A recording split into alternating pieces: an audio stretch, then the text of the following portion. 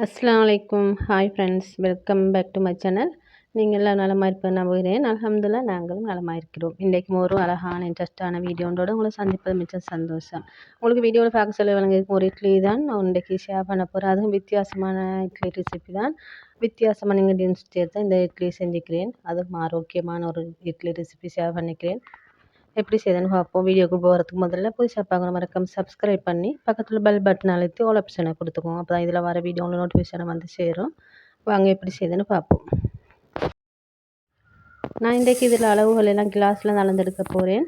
ஒரு கிளாஸ் அளவு பச்சரிசி, அதே கிளாஸில் நாட்டரிசி, நீங்கள் சாப்பாட்டுக்கு எடுக்கிற எந்த நாட்டரிசி இருந்தாலும் 2 கிளாஸ் அளவு எடுத்துட்டேன். இதோடு வந்து அரை கிளாஸ் மட்டும் பயறு எடுத்துட்டேன். அதோடைய அரை கிளாஸ் மட்டும் உளுந்து எடுத்துட்டேன். எடுத்து எல்லாம் ஒன்றுலேயே போட்டு தான் நான் ஊற வச்சுக்க போகிறேன். அதோட ஒரு டீஸ்பூன் அளவு வெந்தயம் சேர்த்துக்கணும். சேர்த்து இதை நல்லா கழுவி இதை நல்லா ஊற வச்சிடணும்.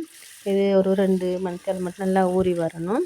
அப்போ தான் அது வந்து எங்களுக்கு ஃபைனாக அரைச்செடுக்கிறதுக்கு உங்களுக்கு ஈஸியாக இருக்கும். நல்லா அப்படி கையால் கழுவி வைக்கணும். கழுவி ஊற வச்சிடணும். அந்த ஊறின தனியாக ஊற்றி தான் நான் இதை மிக்சியில் அரைச்சி எடுத்துக்க போகிறேன். இன்றைக்கி இந்த இட்லியில் வந்து பச்சரிசியோட இந்த பயறு போட்டு தான் செய்ய போகிறேன். அது வந்து மிச்சம் ஆரோக்கியமாக இருக்கும். ஒரு ஹெல்த்தியான ஒரு இட்லி ரெசிபி தான். இப்போ நல்லா ஊறின பிறகு இதை வந்து ஒரு மிக்ஸி ஜாருக்கு மாற்றிட்டேன். இதெல்லாம் கொஞ்சமாக மாற்றி நாங்கள் கொஞ்சம் தண்ணி ஊற்றி இதை வந்து அரைச்சி எடுத்துக்கணும். உங்களுக்கு இந்த இட்லி அரைக்கிற அந்த மிஷின் இருந்தால் அதிலே அரைச்சி எடுத்துக்கொள்ளலாம். மிக்சியில் அரைச்செடுத்து செஞ்சாலும் இந்த இட்லி வந்து நல்லா சாஃப்டாக தான் வரும். நீங்கள் பயப்படவே தேவையில்லை. இந்த மிக்சியில் போட்டு நீங்கள் அரைச்செடுத்து செஞ்சு பாருங்க. உண்மையிலே இப்போ அரைச்செடுத்த போகிற இன்னும் இப்படி தான் இருந்துச்சு. இப்போ இதை வந்து பெரிய பவுல் ஒன்றுக்கு மாற்றிக்கணும். சின்ன பவுல் ஊற்றிக்குவான வேணும். அது நல்லா பொங்கி வர சொல்ல நல்லா பொங்கி வரும். அந்த நாங்கள் ஒரு நைட் ஃபுல்லாக ஊற வச்சிருந்தோம் பொங்கி வரத்துக்கு. அது நல்லா பொங்கி வர டைமுக்கு அந்த பவுலை வந்து வெளியில் பார்க்கும். அந்த டைம் நீங்கள் பெரிய பவுலே எடுத்துக்கோங்க. எடுத்த பிறகு இப்போ நல்லா கையாலே அளந்துட்டுக்கணும். ஏன்னா கை சூட்டு தான் அது நல்லா பொங்கி வரும். நான் வந்து ஈவினிங் போல் இதை எப்படி செஞ்சு நைட் ஃபுல்லாக அப்படியே ஊற வச்சுட்டு மாவு புளிச்சதுக்கு காலையில் பார்த்தேன் ஒரு 9 மணி போல் இப்படி நல்லா புளிச்சு வந்துச்சுது. உங்களுக்கு இப்போ வெயில் காலத்தால் டக்குன்னு புளிச்சிடும். குளிரான டைம் உண்டா கொஞ்சம் டைம் எடுக்கும். இதோடு நான் வந்து உப்புத்தூள் சேர்த்துனேன். சேர்த்து இதை நல்லா கலந்து விட்டுக்கணும். கலந்து விட்டு ஒரு 5 நிமிஷம் அப்படியே மூடி போட்டு வச்சுட்டேன். வச்ச பிறகு இட்லி பாத்திரத்தில் தான் வச்சு எடுத்துக்க போகிறேன். இட்லி தட்டுக்கு நல்லா ஆயில் எல்லாம் பூசி எடுத்துட்டேன். உங்களுக்கு இட்லி பாத்திரம் இல்லைன்னா சின்ன சின்ன பவுலில் ஊற்றி அவிச்சு எடுத்துக்கொள்ளலாம் இந்த இட்லி மாதிரி. இப்போ இதுக்கெல்லாம் எண்ணெய் பூசின போகிறோம். இதில் இந்த மாவை ஒரு புளிக்கரண்டியால் கொஞ்சம் கொஞ்சமாக ஊற்றினேன். ஃபுல்லாக ஊற்றிக்க வேணாம். வெந்து வரிசையில் வெளிக்கு வர பார்க்கும். இப்படி முக்கால் பதம் மாதிரி ஊற்றிக்கோங்க. இது ஒரு 15 நிமிஷத்தில் மாதிரி வந்துடும். வந்தப்புறம் நான் இதை இறக்கி எடுத்துட்டேன். இதை இறக்கி எடுத்த பிறகு இதை எப்படி கழட்டுன்னு பார்ப்போம்.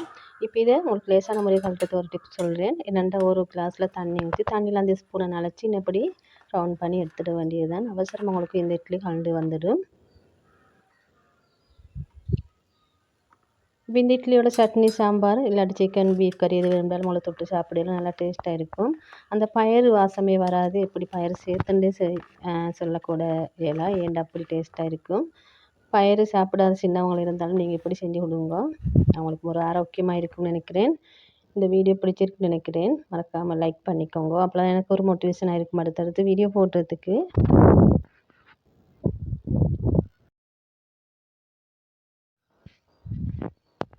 இது வந்து எலெக்ஷன் போடுறான்னு தான் நான் காலையில் செஞ்சேன். காலையில் இட்லி சாப்பிட்டு விட்டு போகாமட்டு இந்த இட்லியோட தொட்டு சாப்பிட்டான பீஃப் கறி தான் நைட் செஞ்சது இருந்துச்சு. இப்போ அந்த வீடியோ ஒன்று மணிக்கு கிடச்சிடல. ஏன்னா டைம் போகுது. அவசரமாக நாங்கள் போகணும் இந்த எலெக்ஷன் போடுறதுக்குன்றதால. இப்போ எல்லா வேலையும் முடிஞ்சு அந்த இட்லியும் சாப்பிட்டு விட்டு நாங்கள் அங்கேருந்து போயிட்டோம். வீட்டிலிருந்து எலெக்ஷன் போடுறதுக்கு எங்கே போகணுன்னு பார்த்தா எங்கள் ஊர் பெரிய தேசிய பாடசாலை. இதுதான் எங்கள் ஊர் தேசிய பாடசாலை. இங்கே தான் நாங்கள் போனோம். உண்மையில் அன்றைய நாள் வந்து காலையில் கூட்டமே குறைவாக தான் இருந்துச்சு. நாங்களும் டக்குன்னு போயிட்டு எலெக்ஷனை போட்டுட்டு வந்துவிட்டோம். இந்த வீடியோ பிடிச்சிருக்குன்னு நினைக்கிறேன். பிடிச்சிருங்க லைக் பண்ணி ஃபேமிலி ஃப்ரெண்ட்ஸில் ஷேர் பண்ணிக்கோங்க. மறக்காமல் சப்ஸ்கிரைப் பண்ணிக்கோங்க. நான் இந்த ஷார்ட்ஸில் போட்டிருப்பேன். வேணும்னா செக் பண்ணி பார்த்துக்கோங்க.